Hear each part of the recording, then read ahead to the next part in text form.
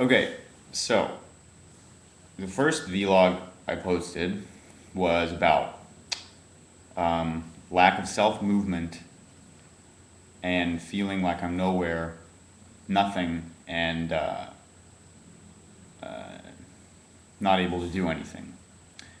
What I see that this has been is waiting for self-movement instead of what I realized was that I was fearing to be self-dishonest and therefore fearing to do anything and to do work with what is here at hand for me to work with, and not doing anything for fear of being self-dishonest in those things, instead of realizing that I what's here for me to work with is what is here for me to work with. And I'm not going to experience self-movement in this world. I'm not going to be able to direct myself in this world by sitting here doing nothing out of fear for whether or not I will experience self-dishonesty if I go out there and start doing something. So for me, that's a load off my chest, because what's here is here, and like what's been discussed is, the fact is we're here in this world, so we must work with what's here. And the reason why, going back to that first video I posted about depending on visualization to move me,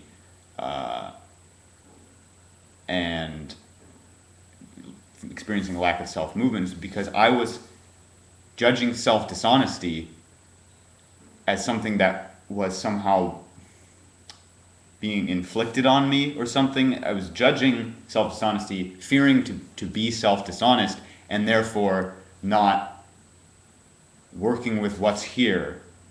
And simply in working with what's here and moving, seeing when I'm being self-dishonest and apply self-forgiveness and self-honesty for it. I mean, my whole life I've been overcomplicating these things. The spiritual path is overcomplicated. It's not about disciplining yourself against something so that you can, stop doing this thing. But if you're not acknowledging it and accepting that thing and applying yourself unconditionally as it, in this case, if I'm judging self-dishonesty as an entity separate from me, which I perceive to be the cause and reason for my feeling limited and disempowered, then I'm judging it, acknowledging that that's there, and then using self-honesty and self-forgiveness apparently as a way to balance that out, but therein creating a polarity of the self-dishonesty and self-forgiveness, attaching conditions to that, attaching conditions to the process. And that gets me nowhere, because within that polarity, it's like I'm caught in between the two, fearing the self-dishonesty, wanting the self-honesty to transcend the self-dishonesty, to experience no limitation and no fear. But what was causing this nothingness feeling of I can't move, I can't speak, I can't write, I can do nothing, is because I wasn't just moving, working with what's here, and unconditionally seeing the self-dishonesty as me and applying the self-forgiveness to it as is relevant in the moment. Instead of judging the self-dishonesty, fearing to move, to act, to work with what's here out of fear that I will be self-dishonest.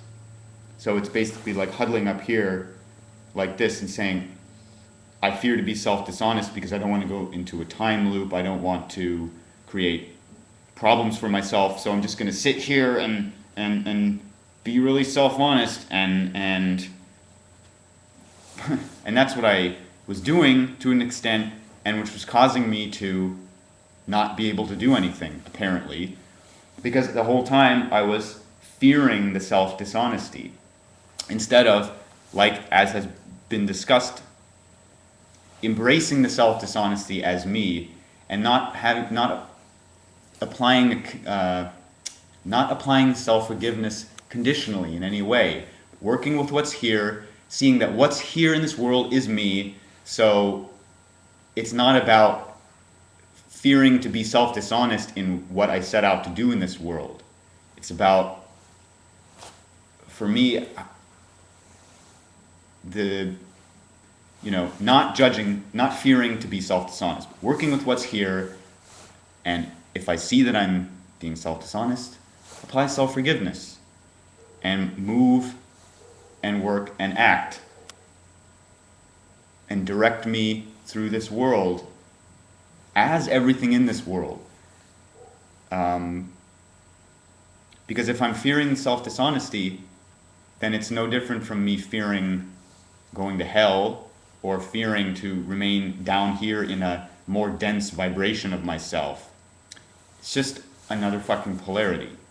And it's ridiculous, and there's no reason to judge, there's no reason to fear.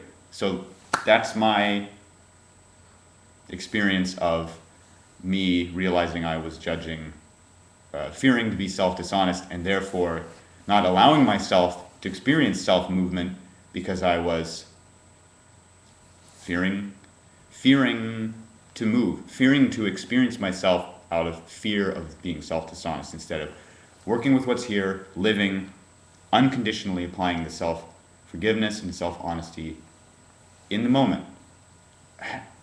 It's simple. So there you have it. That's my perspective.